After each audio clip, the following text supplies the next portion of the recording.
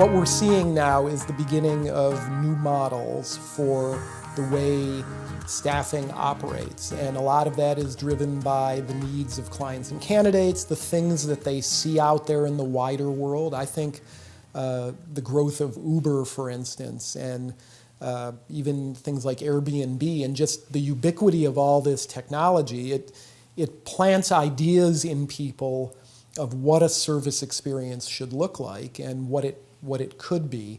So the question for staffing firms as they look to the future is, okay, what is my role in this world? And I think there's a number of different ways.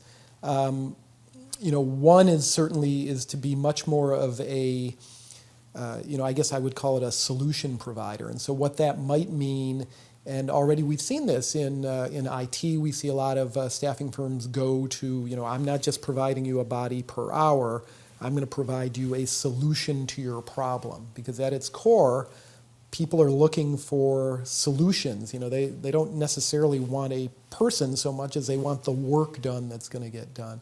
So that's a little bit different, and there's more risk that comes with that. It's a different sort of business, but we've seen it in the IT world. I think we've seen it in other parts of the world where I think we will see more of that.